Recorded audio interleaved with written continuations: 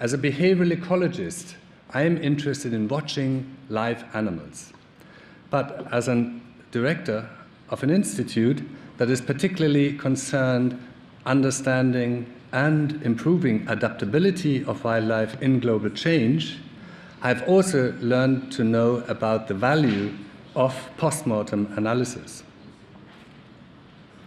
When we talk about understanding adaptability, what we mean really is interdisciplinary research on evolutionary adaptations and the relationship of wildlife and the environment.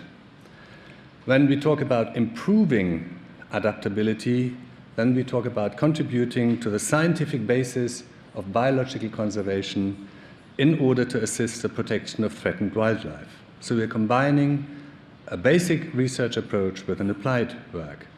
Within the context of today's conference, I would like to present some of the results and some of the things that we do. Okay. Can you hear me now? And can the interpreters hear me now? Okay. We have initiated a research and monitoring program on the health of the German wolf populations. We've done these post-mortem investigations since 1999, since the very beginning. We are collecting evidence for forensic investigations. We are employing a wide range of diagnostic methods, and both invasive and non-invasive methods. And these include all these things that you can see here, from computer tomography, via necropsy histology, and so on, all the way to toxicology, and perhaps more unusually, also stable isotope ecology. Our aims in this research exercise is to understand the causes of death of the German wolves. We would also like to understand the health and the body condition, including the parasite load and perhaps the traces of environmental pollutants. We would also employing the stable isotope analysis in particular, which is very useful to identify geographical origins of particular individuals, and thereby an additional method to the genetic method. And we also can use this to understand the diet of wolves over a longer period of months, perhaps even years, which is more than just understanding the last meal as documented by a stomach content or a piece of feces. And finally, we are also interested in our research in doing development of new diagnostics, particularly what Ilka talked about, which is trying to find ways of separating wolves from domestic dogs quickly and reliably. Right. How do you get a wolf carcass? The simple answer is with difficulty. And that you have to find those carcasses, and then somebody has to be prepared to either bring them to us, or we have to go and collect it. For that, they need to know that we actually want them. So we have organized a number of workshops with representatives from all the state ministries in Germany, talked to them about what they would like, have set up this network, and we've been very, very successful now in collecting the bodies wherever they are found. Unfortunately, some of them are not freshly dead, some of them are rotten, and sometimes we just get bits of skeleton. So what we do then first is we put them into our computer tomograph, and this computer tomography is very, very useful because it allows us in a non-invasive way to understand what this wolf is about. So we do a first assessment, we locate bullets or fragments of them, of projectiles in general, we can assess fractures, we can look at unusual soft tissues and also things such as bone density. We then take the wolf from the computer tomograph into the dissection hall and look at their identity, sex, age, categories at least, body measurements and body mass, and we do a very careful external examination, which will include particularly the documentation of forensic evidence, and that includes fibers from human clothing, car paint particles, it could be the entry points of bullets, as you can see on these pictures, but also DNA. Then comes a part which is great fun for the pathologists. They love going and collecting the wide variety of ectoparasites. I'm not going to tell you what they are. Suffice to say that they are beautiful and very, very interesting. Then the pathologists proceed and open the body, they will do the dissection, they look at the internal organs, they will extract the organs, and I don't know whether you've ever participated in such a dissection, but you will understand then that pathologists are actually very aesthetically oriented people. There's a beauty to these organs and a fascination that is quite amazing. They will then, of course, also collect the projectiles that the computer tomography will have given them the locations of, and they will extract numerous samples. Then comes the bit that you never see in CSI or only in very rare occasions, the lab processing. And this is something that can take some time depending on the particular circumstances. And that involves many, many different things. And I'm very pleased to report that we're actually able to do all of these processes in my institute. So we are doing our own histology, the bacteriology, the virology, the parasitology, the toxicology. We have an electron microscopy, which is sometimes faster in finding viruses than the genetic methods allow us to do. And particularly, we do the stable isotope analysis. When we look at some of these things, we're interested in a number of agents. And these agents some of these agents come from interest in veterinary public health concerns. They come from some of the concerns that other people have raised, but there are also some issues with research that we are pursuing in other contexts. And so you can see here this impressive list.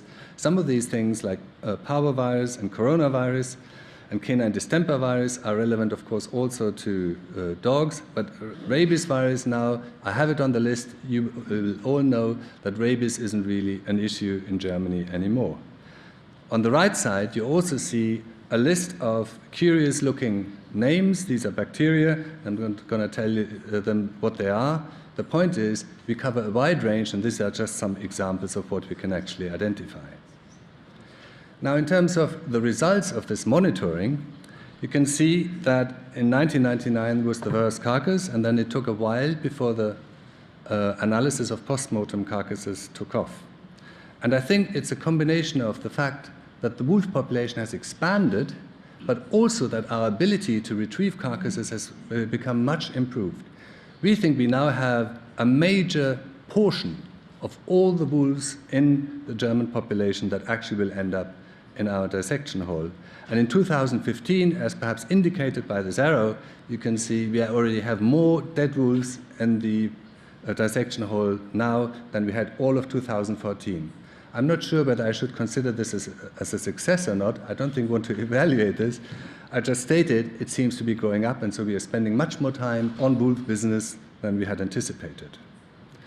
Let's look at the causes of death. First of all, traffic accidents. Very common. And this is a picture. There's some worse picture we can show, but I thought this is not the point. The picture should enhance your understanding of what I'm trying to say. They shouldn't frighten you or should distract you. So there's plenty of wolves that are killed in car accident. And there are also some wolves that die from natural causes. And some of these causes is fighting with other wolves. And you can see this by looking very carefully, and this is why the external examination is so important, because you can then identify the bite wounds. In addition to that, we have one case of canine distemper, and we have a case of septicemia, and there's the picture at the top on purulent myocarditis, which is an indication of that. We've also had a number of cases where the wolves have shown mange and have actually starved to death. And this is the kind of thing that you would expect if they are living in an environment that is not suitable for them. Then the third important cause of death is illegal killing. As Ilka and as Elsa Nickel have introduced you to, shooting a wolf in Germany would be possible, but so far no wolf in Germany has been shot legally. So everything that we find in our carcasses has been shot illegally. You can see here on the right picture a computer tomograph picture, and that is not dirt on the screen. This is a wolf that has been shot by somebody with a gun, and you can see how the bullet and the particles spread along the way that it works its way through the carcass. And it's quite amazing how far these particles spread. You see on the other things, you see these, some examples of these. These usually are then collected by the criminal police and then used for criminal proceedings. So altogether, we have a majority of wolves dying from traffic accident. We have, as the second most important component now, illegal killing. And then we have, as a third case, of natural causes. We have only 4 cases, about 4%, of wolves where the pathologist could not identify the source of death.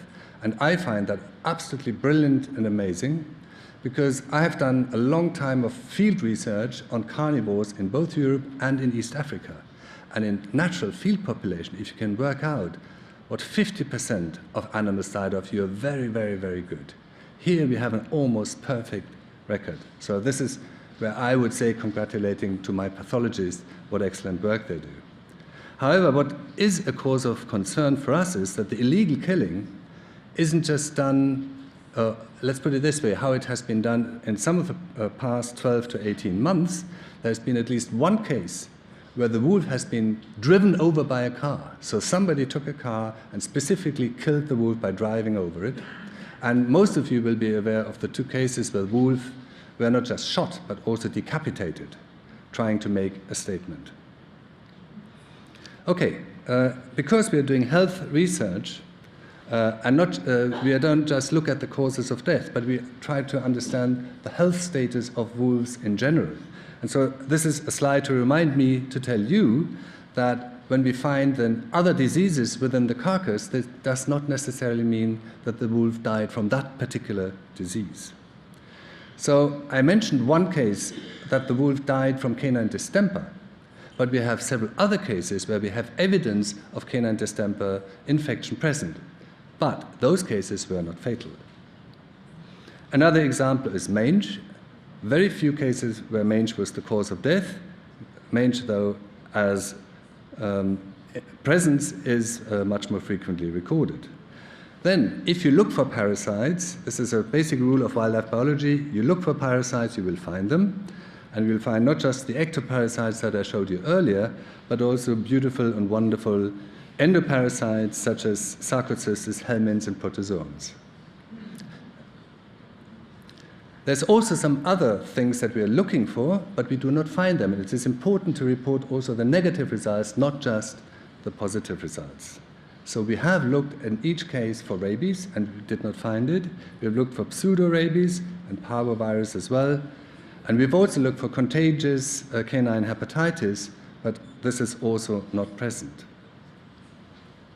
So at this end, a short summary of what that post-mortem research has provided us with in terms of recognition of what the wolves are about. I think the most important statement that I could make is basically those wolves are healthy. Most of the wolves that we see have very few underlying diseases, independent of the cause of death. In general, those wolves are healthy. Most die from encountering people. People is actually the most dangerous component of a wolf's environment, whether this is through traffic accidents or through illegal killing.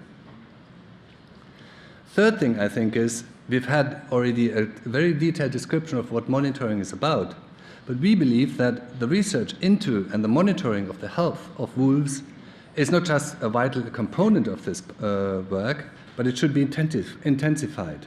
And in particular, I think there's 2 issues that I think Elsa Nickel would call stakeholder-driven issues. It is important because some stakeholders, some interest groups are worried about certain issues. And one of them is the risk of infections that either wolves pose towards other wildlife or perhaps to domestic animals. And then there's another group of people who are quite concerned about the potential that wolves have in terms of transmitting infectious pathogens to humans. In addition to that, and I think we will be talking, or others will be talking about this at some point, is also the wolf is an apex predator in our cultural landscape. And as such, it is the most beautiful, perhaps, or the most appropriate indicator of the ecological health of entire landscapes and ecosystems. So it is worth looking at it from this point of view as well. I think if we manage to intensify health research and monitoring of germ wolves, it would have at least 3 benefits. Those benefits would certainly, and first of all, address concerns of various stakeholder groups. And in the sense that we then provide evidence, we can contribute to a fact-oriented discussion rather than an emotional discussion. So I would take these concerns very seriously, and when we know about it, we will certainly incorporate these questions into our health research. The second thing that I think this would be useful for is that it could contribute not just to a German, but hopefully at some point to a central European integrated conservation and management plan. And finally, from yet another very different perspective, often not in the forefront of conservation issues, from the concern of veterinary public health, it would also assist those in responsibility if there were any health issues that should be arising. So in other words, this is not just macabre, but this is very interesting, and it is great fun. These are not wolves. These are dangerous wild boar crossing the Spree inside the city boundaries of Berlin. And I bet you it's only a matter of time until we see the wolves here also. Thank you very much for your attention.